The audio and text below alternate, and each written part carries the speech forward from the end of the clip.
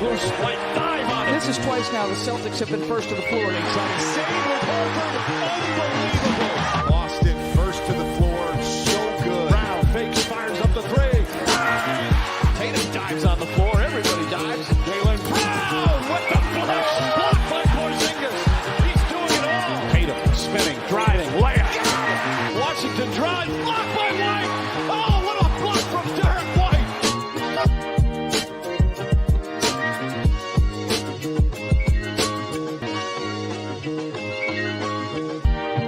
Welcome into another episode of First to the Floor. Thank you for joining us. Hope you're doing well. I'm Ben Vallis, and I'm joined by Celtics Blog's finest, Wayne Spooney. How's it going, Spooney? Yeah, Celtics Blog's least proficient author this month, dude. I just haven't had it in me, but next month I'll be ripping into it. I'm doing good, dude. I'm a little under the weather, so I'm going to do my best not to clear my throat or sniff my nose into the mic. But, you know, it's great. That "wanna block my Derek White" from Breen still gets me so hyped, dude. Gets you going? Yeah, absolutely. I read your like part one of your Summer League Diaries on Celtics Blog. Fantastic read, by the way. Thank you. If you're watching the show live or listening later, make sure you check it out. I'll throw the link in the description. In fact, I think it's already there, so definitely go check that out. And while we're groveling for engagement, please like this stream. Please subscribe to the First of the Floor YouTube channel. If you're watching on CLNS, hop over here, click like, click subscribe. If you're watching on the First of the Floor channel, do the inverse of that and then come back on over. We stopped asking for likes and subscriptions and things like that right around the finals, and notably since then there's been a drop-off in our subscriber rate. So if you could please hop on that, that'd be great. Now, on the show tonight, the ultimate Celtics fan bucket list. That is all of the things a Celtics fan should try and do in their life, experiences, memory-forming occasions, however you want to describe it. Folks in the chat or watching later, we need your help. Let us know what you think the ultimate Celtics fan experiences are. This is quintessential off-season material. It's honestly like what we thrive on here on the First of the Floor show. But speaking of the off-season, before we get to the bucket list, we'd like to map out the off-season here on the show. Generally, it's something we do every year just to give you little mental stepping stones to get through this drought of Celtics basketball. So we've got some semi-important off-season dates coming up, notably Team USA schedule. So we'll get to the first few days, and then we'll be back with another pod in a few days' time where we can cover the rest of the schedule. But July 27, Australia versus Spain, 5 a.m. Spoonie time / Boston time, 7 p.m. Saturday night, Australian Eastern Standard Time, prime time. Crack a beer. Watch the Aussies beat the Spaniards there, which is most likely not going to happen. But I think that's notable viewing, like lots of NBA talent in that game. And the Aussies are sort of historically a pretty scrappy team that play above their NBA level otherwise at the international tournament there. So that's going to be a lot of fun. July 28, 11:15 a.m. US Eastern Standard Time. Serbia versus USA. Former MVP Nikola Jokic, in fact, what am I saying? Current MVP Nikola Jokic versus the boys in red, white, and blue. That's going to be a really interesting game and sort of the kickoff game for the USA Olympic campaign. July 30, we've got Canada versus Australia. Again, lots of NBA talent there. And July 31, USA versus South Sudan, which if it's anything like that exhibition game, that's going to be a lot of fun as well. So we'll cut off the schedule there. That's just 4 little pockets of basketball glory that you can sort of focus on in the immediate short term to get you through this next stage of the offseason. Spoonie, I want to ask you, though, as we talk about the Olympic campaign, like how invested are you in American Olympic basketball at this point in time? So, like, my amount of investment in international USA soccer is like a 10 out of 10. It rivals the Celtics. It's probably the same as the Celtics. USA international basketball is like a 3.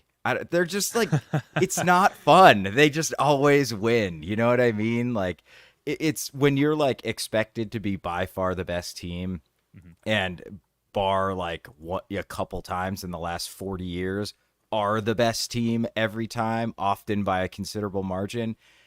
I don't know, man. It's not like a great viewing experience. It's like, oh man, can LeBron break down Shylock, a dude who went to like Butler or something like Iowa State and was like a bench player there. It's like, oh wow, LeBron's going by these dudes who've never sniffed the NBA. It's like, I don't know. I'm a hater. It's fine. It's better than no basketball. I'll say that. Yeah. Well, what about the fact that there's 3 Celtics on the team this year who've just won a title? Does that spice it up for you a little bit?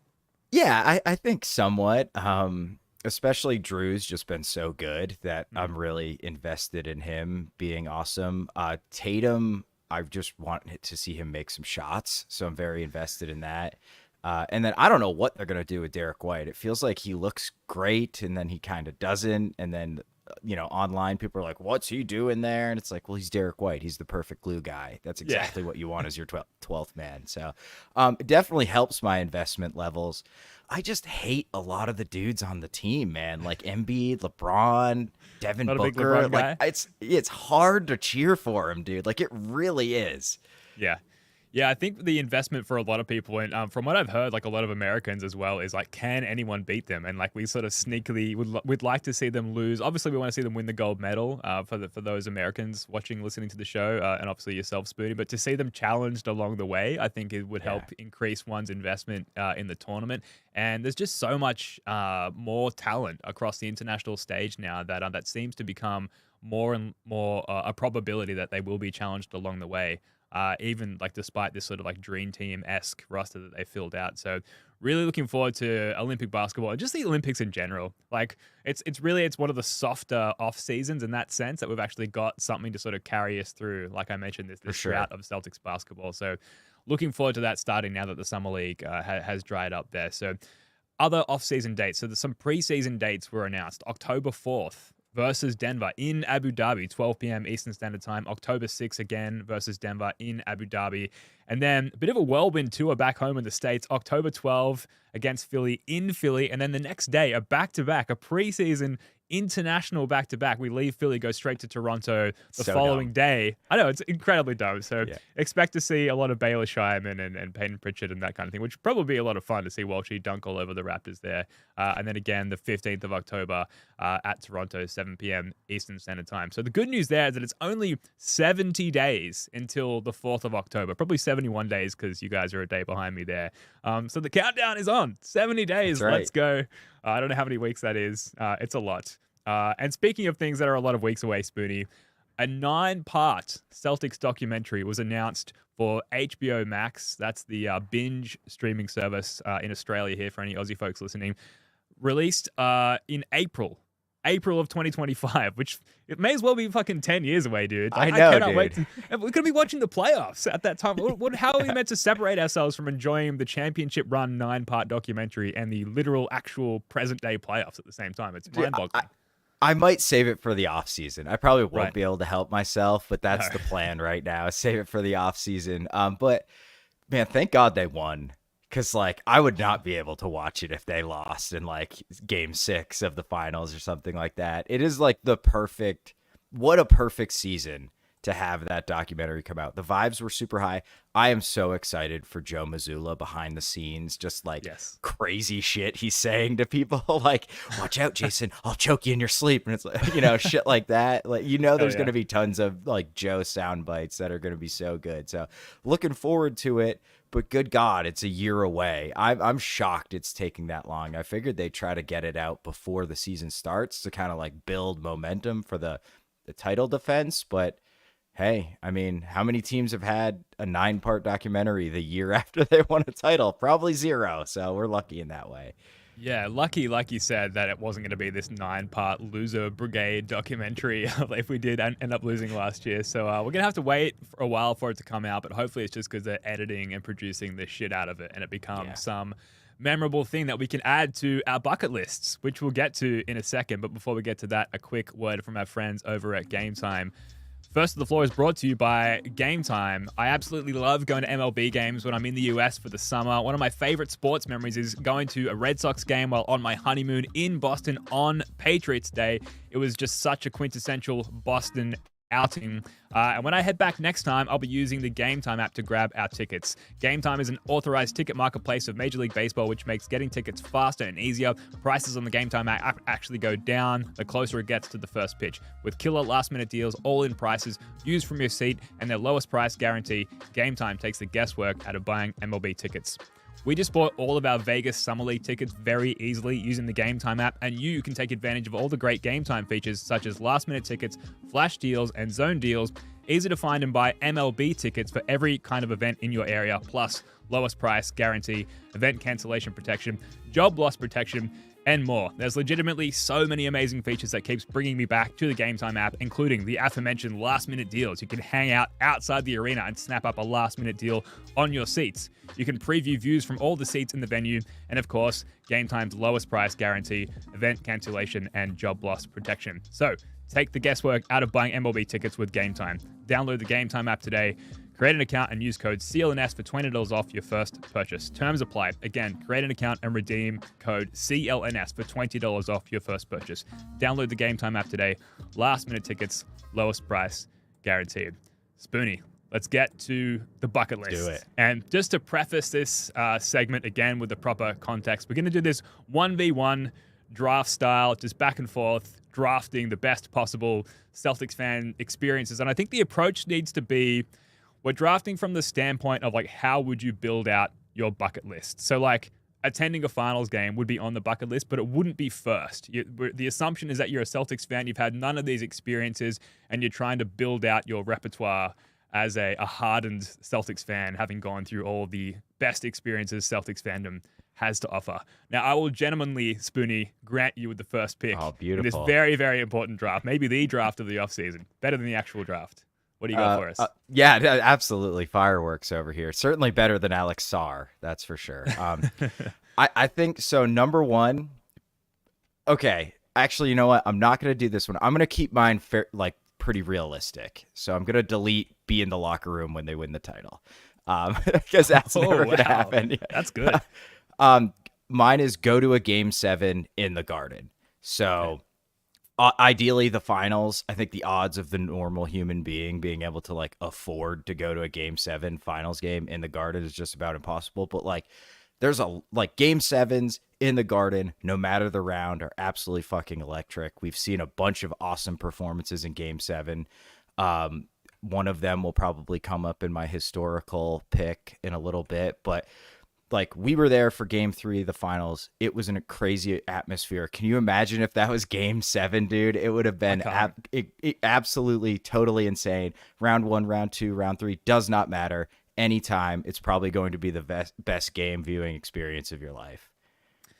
Yeah, I had just go to a Celtics game. Like if you are an experienced-less Celtics fan, just like get on a plane, like buy the tickets, bite the bullet, so to speak, and just get yourself there and use the code CLNS, by the way, on the Game Time app to purchase their tickets.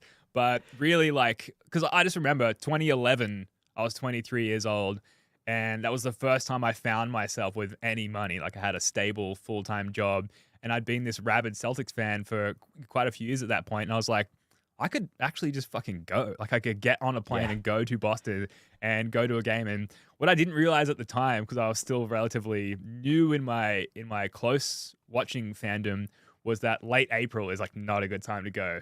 But I have no regrets. Time. I have no regrets at all. Like I remember walking into TD Garden the day I got off the plane, like 20-hour flights, and just walking in, and the thing that I had seen on the TV for so long, just seeing that in real life in 3 dimensions. I will never forget that experience. It's just like completely embedded on the inside of my eyelids. And if you haven't managed to take that experience on for yourself, life is short. Do what you can to seize that, because really there's no looking back from that point. And it'll be the beginning of a massive landslide where you'll end up starting your own podcast and putting your imprint on Celtics media for the rest of your life, if you're lucky. So go to a Celtics game, but yeah, more importantly, get to a high stakes game like a game 7. Absolutely. Great pick. I'm starting low, and I'm hoping that some of my other experiences will be available to me later in the draft, but be alive for a championship. And obviously, it's a great one. This is great. We've just achieved this. Unless you're a very young new listener, welcome to the world. And I'm sorry that you weren't alive a couple of months ago for the championship. But I wanted to put this on the bucket list because we've been all chasing this for so long. I think there was, obviously 2008 was the one championship won in our lifetime, Spoonie. Both born in 87. The prior championship obviously won the year before in 86. Not many championships for a organization that's defined by its volume of championships. To only now have 2 in our lifetime this one that we just won feels massively significant. And there's probably no limit to how often we can say that and emphasize that. And it's got to be on the bucket list because up until recently, it was at the top of my bucket list. Like, please fucking win a championship. Please let me be following the team this closely while they win a championship. And yes, we've just achieved that. It's got to be on the bucket list, though, because I don't know if this is going to end up in the podcast archive, Spoonie, and 40 years from now, people are listening to this. We've not won another championship. It's got to be at the top of their bucket list. So for sure. I know it's kind of corny because we just won one, but it's definitely an important part of any sports fan's bucket list, I think. Yeah, dude, absolutely. Like those 16 years, those were a very long 16 years in between the championships, man. And there's no better feeling. When I was growing up, Boston was like loser town. Right. And I'm not a big Patriots fan. Like I like the NFL, but I'm not like a huge Pats fan. So the first time I actually felt like true elation for a championship was the '04 Red Sox. But the Celtics always meant the most to me. And they fucking sucked when I was growing up. So when we got KG and Ray, man, it was like unbelievable, like so incredibly happy. The fact we've had two in our lifetimes is pretty special, man. Like you look at a lot of these teams have never even been to the NBA finals. So yes, hopefully we're alive for many, many championships, but that's like a must have, must do. What? Go ahead. You got a pick for us? I do. Number 3? Very related to that. Go to a championship parade. It's awesome. I went to the '04 Red Sox parade. It was incredible, amazing. The one this year looked so good with Missoula jumping off the duck boats, going absolutely insane.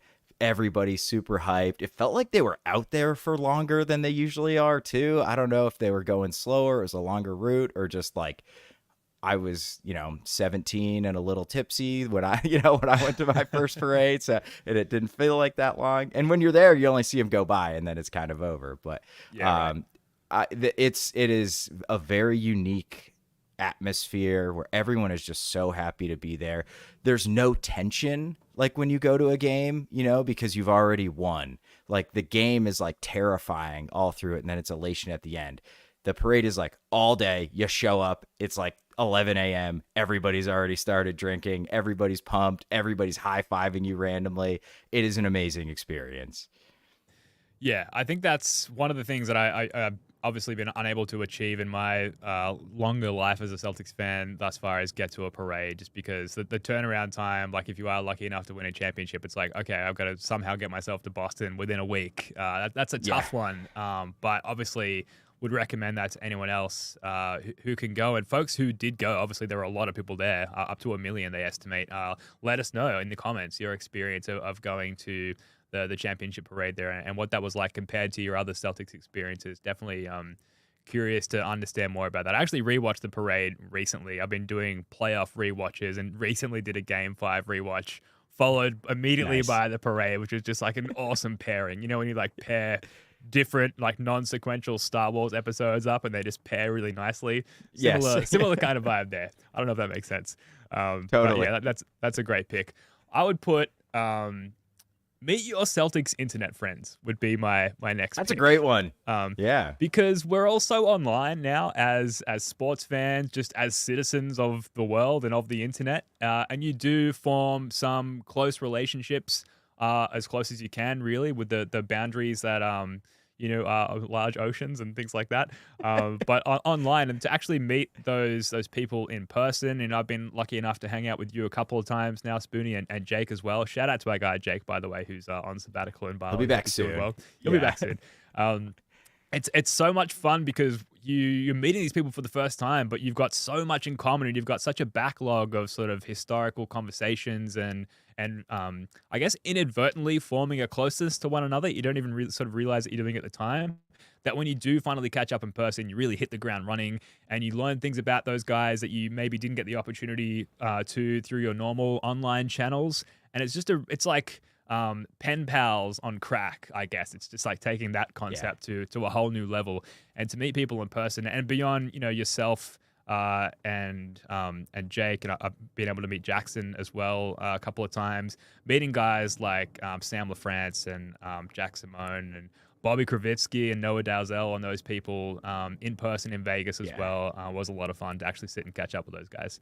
It was. And I mean, I think the highlight, you didn't even mention him because I feel like we're almost friends. We're just friends with him now was Greeny, dude. Like, we just hung out with him for like 7 hours and he was like telling us about his life. Like we were old buddies catching up, man. And it's not like we'd ever met him in person before, you know. We've done like 7, maybe 10, 15 1-hour episodes with him about the Celtics, but it felt so natural. It felt like meeting up with an old friend, which I tried to kind of describe that feeling in my Summer League Part 1, where I was like meeting up with you guys. And it's like, I've talked to you dudes so much, but it's still like just a little bit different in person.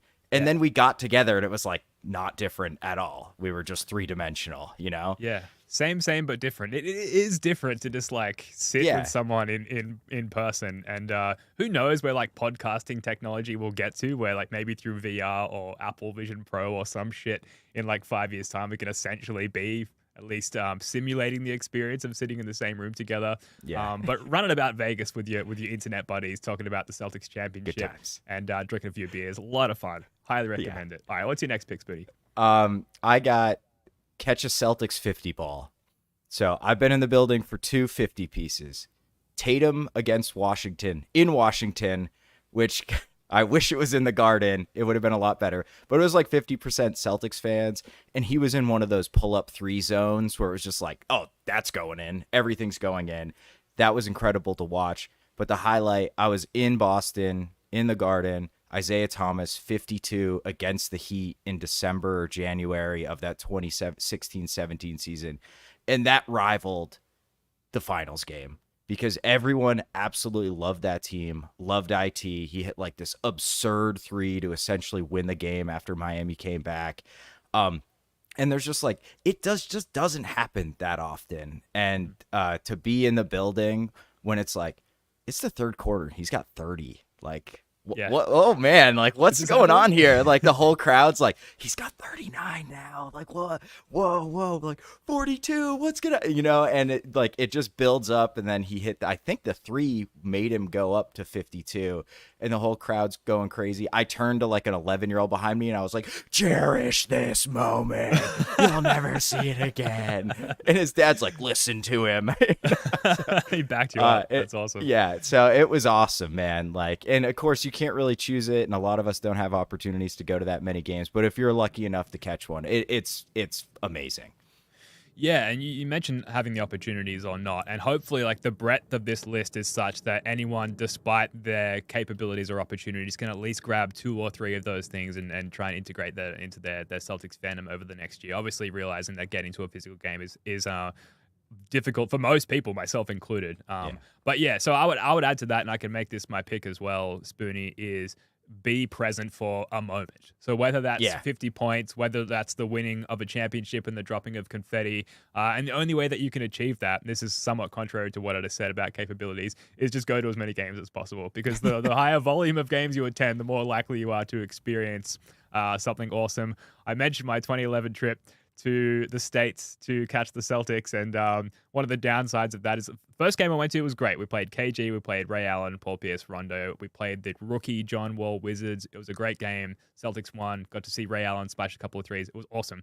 Next 2 games before the playoffs, the Celtics played their entire bench, both games, including the one where I went to Washington, D.C., cheapest way possible. Many planes, many buses. It was brutal. I had no money. But I got there and I got to witness a moment, which was Von Wafer blowing the dunk and then celebrating what he thought was a made dunk on the Washington Wizards floor. Very funny.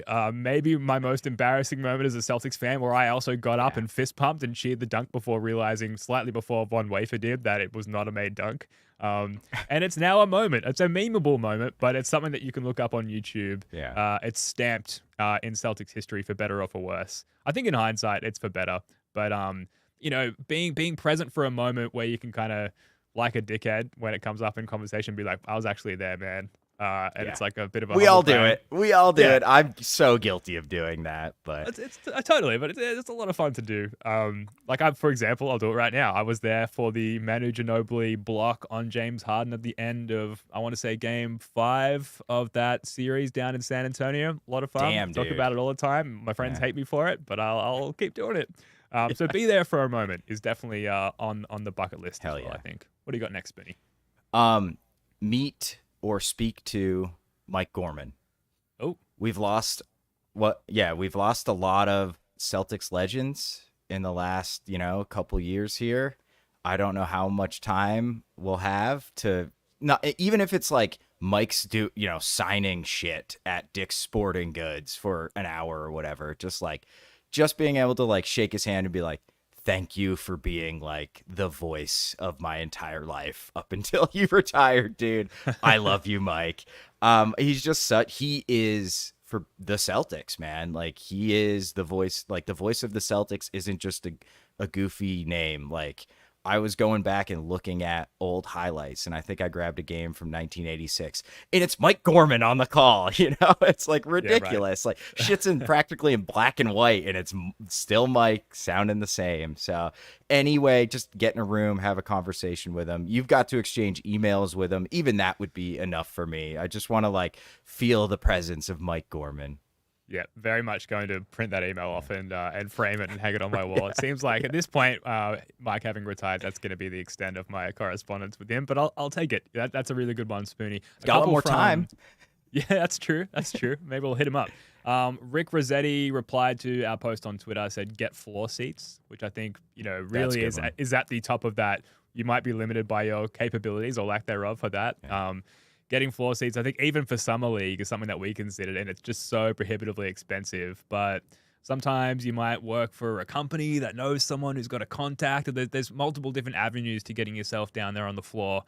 You could do the Glenn Davis spot and swap, sit in someone else's seat, get yourself on the floor, even if just for a moment before being brutally embarrassed on TV and then subsequently in prison for an unrelated crime. But I digress. Getting floor seats, I think, would be a fantastic bucket list item. A couple more from our Discord channel. So Icy from our Discord channel said, see the Celtics in every NBA arena, which is a personal dream of mine. I might have to wait till I'm like 70 and my kid is self-sufficient and I can travel around on my own or with some friends. And Eli from our Discord says all-time bucket list item is to get season tickets. I would love to get semi-famous and be able to sit courtside at a bunch of games a la McLovin or Donnie Wahlberg with the ultimate goal of becoming our Spike Lee type super fan. Which I thought was a great bucket list. That's a dream. What a dream. What a beautiful, beautiful dream. I have some dumb ones if you want me to kind of rattle off a few stupid ones. Jiu-jitsu training with Joe Mazzulla. Try and find out his trainer. Maybe, book an hour right before or after Joe. Try and spar with him, even though I have zero training and he would murder me. But talk fantasy novels with Luke Cornett. Even via internet. Luke apparently is a big fantasy nerd. I am too. I would love to talk shop, see if he's read the First Law, I'll even talk Lord of the Rings with him, even though it's been a while and I don't totally remember everything about it. And then I almost picked this number one. Stare into Al Horford's eyes from 2 feet away. Ideally for at least 10 seconds, but I'll take 10 milliseconds. I just want to look into his eyes from close range and just feel the glory. So it's like the kissing booth, but you just pay to stand 2 feet from him and stare into his eyes. You can make a lot of money on that. You can do that on like Omegle or I don't know, is that still a thing? OnlyFans. That'd be great. That's not dumb at all. That's maybe the most serious, heartening pick of the draft so far. That's incredible. I've probably got some in the same vein as that, some dumb ones. Plant your flag on a ridiculous hill and then die on that hill. Love it, dude. That's so good. Yeah. Me on the podcast last week, that IT ceiling in today's NBA would be that of a decent six-man. Not even a six-man of the year, just a decent six-man. Copped a lot of shit for that in our Discord, somewhat deservedly so. That and the other flag I've planted and died on is that the Jordan Crawford Eastern Conference Player of the Week, February 2013, was a top 10 Celtics moment of this century. Yeah, and I'll add to planting your flag, pick your guy, like pick your end of the bench guy and defend him to the death. even against all objective information. Doesn't matter. He's your guy, and you believe in him, and he's gonna figure it out. And sometimes they do, and that's when it's the best. That's when Absolutely. it's worthwhile. Yeah. At other times, you're Bill Simmons fist pumping on live national television as James Young gets drafted, and just with some acceptance going in that that's who you're going to be most of the time. You're going to be a fist pumping, failing Bill Simmons. Just accept that, move on. Everyone does it. It's all good, and it's a lot of fun and a quintessential part of the fandom experience. Similar to that, I would add, I'm probably skipping a turn here, Spoonie, but we've kind of gone off the beaten path a little bit. Get in a Twitter fight. Maybe not a bucket list item, maybe more of a rite of passage, I would say, but it's kind of like being like cleansed in the holy waters or something. Your head comes out after being submerged in those waters, and you are a new person, a new hardened fan where you've potentially been completely struck down by a huge cohort of Celtics or NBA Twitter for a take you had. This is similar to the dying on a hill, and you maybe had to fight your way verbally via text out of a corner, or you've just shut the laptop screen and taken a long walk, touch grass, as they say. But definitely a quintessential part of the fan experience nowadays online. Yeah, absolutely. I've gotten into my Twitter. I don't get into a ton of Twitter spats, but back in the day, especially before I started doing this show, and like people kind of started knowing who I was on the Reddit, because I would write a lot there. I used to go at people. Like if someone had a take and I was like, I know a stat that completely like contradicts that take, I would go at people. But once in a while, I would like have the wrong year up, or like, you know what I mean? Yeah, or right. like, wait, that's there. his catch and shoot 3-point percentage, not his, not his total. And it's like, oh shit, I fucked up royally. And then you got to fall on the sword. But I've gotten into plenty of Reddit spats for sure. And yeah, it's a rite of passage. It's definitely a bucket list item, even if it's not my favorite thing to do, but you got to do it.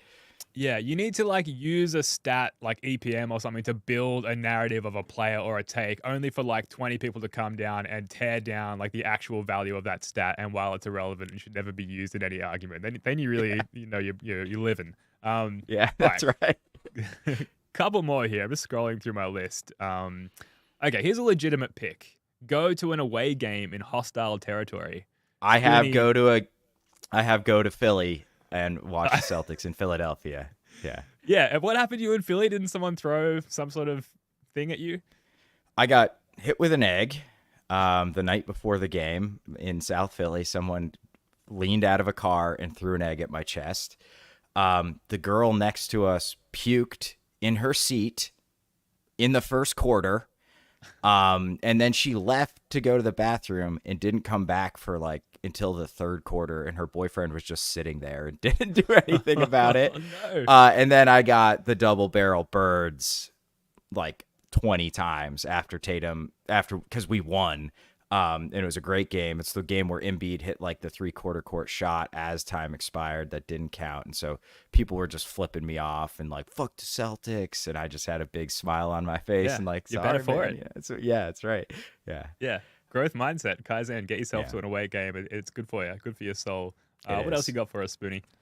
Lakers Celtics game, doesn't matter where, just like the most historic rivalry in basketball. I've never been to a Lakers Celtics game. I want to at least catch one. If it's Christmas Day, that would be like the ideal. But just any Lakers Celtics game, just say you've done it, man. Like, that's the rivalry. That is our rival. I think that for me that one's near the top of my personal list because I've been lucky enough to check a few of these off. Yeah, that's a really good one, and one that I've not yet done. Where it's possible, I think, is like LA. Sydney to LA is like the shortest flight from Australia into the States. And so in theory, if you had unlimited resources and time, you could like line it up pretty nicely just to cruise into LA for a Celtics visiting game and cross off like two of these bucket item lists. You could get the hostile away game and you could get Celtics Lakers. So if you want to efficiently take upon this bucket list, and that'd be a good way to go about it. That's a really good pick. I am running out here. We can get to our historic bucket list items in a second. I will add, because we've just done it, go to Summer League. And it's probably not I have that something... too.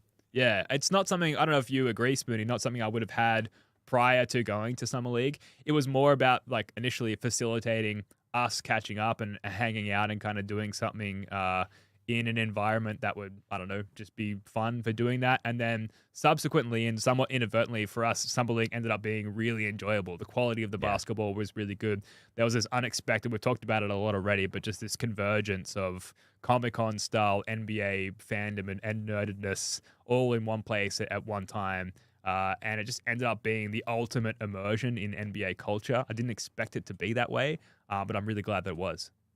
Yeah, dude. I expected it to be more like corporatized, for lack same. of a better word. You know, like you people go here, you people go here. It's not like that at all. I mean, there's like media seats, but when they leave them, like they're just we walked right next to Shams, you know, like we almost brushed shoulders with Shams. He's just on his phone. I agree with you. Like, yeah, probably was breaking some signing. I was like always like, it'd be kind of cool to go to Summer League, I guess. But now that I've gone, like, I really, really want to go back. It was so fun and such a unique experience. It was great. Yeah, absolutely. Like more than a playoff game, I think I want to go back there. And like I was thinking about, we talked about my last day in Vegas, and I was thinking afterwards, like, why did I do so many Vegas things on that last day and not with you guys? And the reason is like before you guys left, like the sights to see, the appeal, if you will, was you guys like hanging out together and watching Summer League basketball together was like the ultimate thing to do in Vegas. And then secondary to that were like everything else that you could do in Vegas, if that makes sense. Which is like an adult theme park, so there's endless things to do. Yeah, I didn't even talk about the Sphere last time, which was a lot of fun, but I digress. What else you got for us before we get to our historic bucket list items? I think I'm out, man. I think I'm out. I'll pull up my historical list if you've got a couple more. Well, I'll just preface it with the historic bucket list item is you're trying to achieve all these Celtics things that we've mentioned before you die in your one life, unless you believe in reincarnation, in which case take your time, I guess. And someone, maybe Doc Brown, maybe someone else, offers you a time machine and says, not only can you do all these things we just discussed, but you can also go back in time or potentially forward in time if you want to get predictive about it, Spoonie. And see or visit and experience any Celtics moment from the past. So with that lined up, Spoonie, what do you got for us in that sense? I have so many of these, but I think my number one has to be one I didn't watch on TV because at least I got to experience that in some capacity live. The 1962 title, Game 7, was an overtime game against the Lakers in Boston. Wow. Like, how fucking crazy. That is like the perfect storm of everything like that makes basketball amazing. The rival, it's a Game 7, and it goes to OT, and of course, we win. So plus you would be able to see, you know, the little guy named Bill Russell and Wilt Chamberlain live in person would be absolutely incredible. So that's one I didn't think of, but I was just kind of poking through like old memorable games, and that one was on some lists, and I was like, holy shit, that is the perfect storm. Yeah, I think anything where it either wasn't broadcast or if it was like super grainy, black and white. Because I talked about just walking into TD Garden today and how surreal that is after seeing it broadcast in like 1080p or 4K, 60 frames per second, like very immersive as it is. And yet you walk in there and that's still a shocking difference to go back and like see these games in, you know, your own 4K, whatever perception, like real life IRL perception. Sorry, completely butchered that. Would be absolutely absurd. I actually had on my all-time bucket list Game 7, 1969, Celtics at Lakers. It was the Bill Russell, like he's sort of crying into his hand in the locker room afterwards. Player coach, like so proud of these guys. This was an amazing win. In a similar vein to what you said, Spoonie, that would just be so surreal and incredible to go back and see these guys in their prime, like dynastic Celtics winning days. Yeah, dude, it would be incredible. I have one that is not finals related. It's playoffs related. Okay. But that I was really considering it just because I think it would be so incredible to be in the building. Game 7, rather, round 2, 2008. Pierce and LeBron both have 40 pieces going back and forth, and the Celtics beat Cleveland in Game 7. Like, hell yeah. That game would be so awesome, dude. Two greats going back and forth, both hanging 40. Yeah, I think that was one of the games where there was like an excess of smoke in the arena for the first quarter as well, which would have been cool to see in person. But yeah, two greats going at it. Seeing LeBron get beat for one of the last times. I know we lost, I think it was a Game 7 in 2010 at TD Garden as well. But after that, cue a lot of LeBron defeating the Celtics in the playoffs. So to see one of those times where we beat him in his prime would have been a lot of fun. Let me rattle off a couple here. First of all, in the chat, Riven says Game 4, 1984 Celtics-Lakers. Mikel clotheslining Kurt Rambis. That'd be sick. I don't know if I'd want to be wearing my Celtics jersey for that one, Spoody, at that point in time. That might have been tough. Sixers early confetti game. Oh, that's a good one. We were just gifted some confetti by Ben Gulliver from the championship game. If there's one piece of confetti I'd maybe value more than that, it would be the Sixers early confetti from Game 3, which I'm sure has all been thrown into an incinerator by someone who works for the Sixers organization. Let me rattle off a few here because we're out of time. I've got Paul a few Pierce, too, yeah. Okay, I'll rattle off these and then we'll get to your list. Paul Pierce, game winner over Amari Stoudemire in Madison Square Garden around 2012-ish. The one where Nate Robinson jumps over his back as he's sailing away airplane style. Any game from the Bulls playoff series in 2009, which was an incredible, awesome series. Larry Bird versus the Hawks. It was in a neutral arena. I can't remember. It might have been in New Orleans or something, but he hung 60 on them and it had all the Hawks players falling out of their seats, just going fucking crazy as Bird did the same.